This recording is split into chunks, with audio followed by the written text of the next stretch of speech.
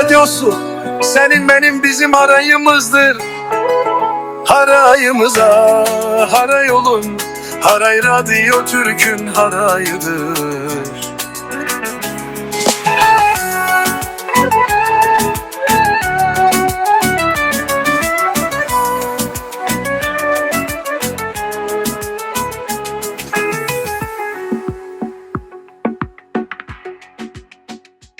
Bu Haray Radyosudur. Haray Radyosu bütün baxışlara açıqdır.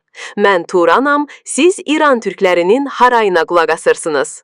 Doktor Musa Dəninejad ideoloji təfəkkür bataqlığında. Bu yazını yazan Qadir Kiyanidir. İdeologiyalar nədir və nə olmalıdır suallarına cavab verir. Mövcud vəziyyətin necə olduğu və necə olması gərəkdiyi barədə fikir bildirirlər. Dinləyici bu təqdim olunan nədir və nə olmalıdırı qəbul edə və ya rədd edə bilər. Buraya qədər problem yoxdur.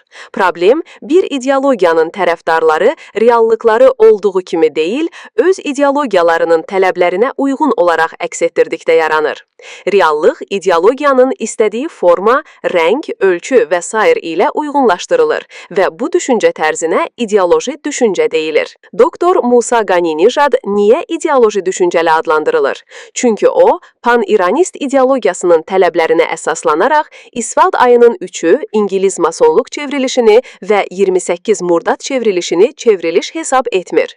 O, həmfikir olduğu Seyyid Cavad Təbatəbainin İran şərh nəzəriyyəsini təqdim etməklə Pəhləvi hakimiyyətini təmizləməyə çalışır. Pan-İranistlər İslam Respublikasının legitimlik və səmərəsizlik böhranını və ABŞ ilə düşmənçilik siyasətini nəzərə alaraq xarici faktorların köməyi ilə İslam Respublikasının devrilməsini və ali siyasi hakimiyyətə çatmağı mümkün hesab edirlər. Bu səbəbdən Təbatəbai İslamdan əvvəlki İranın monarxiyasını İran şərh nəzəriyyəsi ilə bəzəyir və onun həmfikir olan Dəninejad da Pəhləvi çevrilişlərini təmizləyir.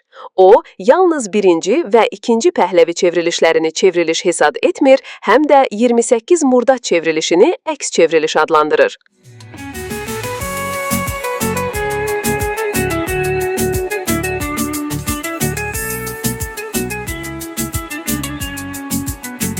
Harayomuzu senin benim bizim harayımızdır. Harayımıza haray olun, Haray Radyo Türk'ün harayıdır.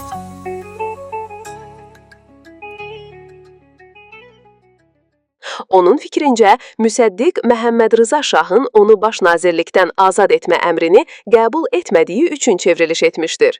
Beləliklə, 28 Murdat çevrilişi Müsəddiqin əks çevrilişi olmuşdur. Lakin sual yaranır. Çevriliş, mövcud hökuməti devirmək və ali siyasi hakimiyyəti ələ keçirmək məqsədi ilə hərbiçilərin sürətli, qəti və zoraki hərəkətidir. Müsəddiq hansı hərbiçiləri və hərbi texnikanı hökuməti devirmək üçün istifadə etmişdir? Əlbəttə, bu pan-İranist cəhdlər əvvəllərdə olmuşdur və əvvəlki cəhdlərində uğur qazanmışlar. Seyyid Həsən Təqizadə, masonluğun ustadı, zahirən konstitusional adlı Qacar Türk hökumətinin düşmənlərini təşkilatlandıraraq və maliyyə və texniki dəstək verərək onu zəiflətdi və dari dilində danışan bir qövmün hakimiyyətini təmin etdi. O, KV adlı jurnalında maarifləndirilmiş despotizm hökumətini təklif etdi və Qacar Türk hökumətinin devrilməsi ilə pan-İranistlər ali siyasi hakimiyyətə çatdılar. Lakin indiki pan-İranistlərin Təbatəbai, Dəninejad və başqalarının uğur qazanması ehtimalı azdır. Onların yeganə nailiyyəti ideoloji düşüncə bataqlığında çırpınmaq və nəticədə elmi və akademik simadan siyasi təbliğatçı simasına çevrilmək olacaqdır. Ətraflı məlumat üçün Doktor Süleymaninin Xəbər Online'da dərc olunmuş 3 hissəli məqaləsinə müraciət edə bilərsiniz. Sonda xatırladırıq ki, səsimiz hüququmuzdur. Haqqın və ədalətin yanında olan hər kəsin səsini çatdırmaq bizim borcumuzdur. Harayla qalın, haqqın yanında olun. Mən Turan, Haray Radyosu üçün.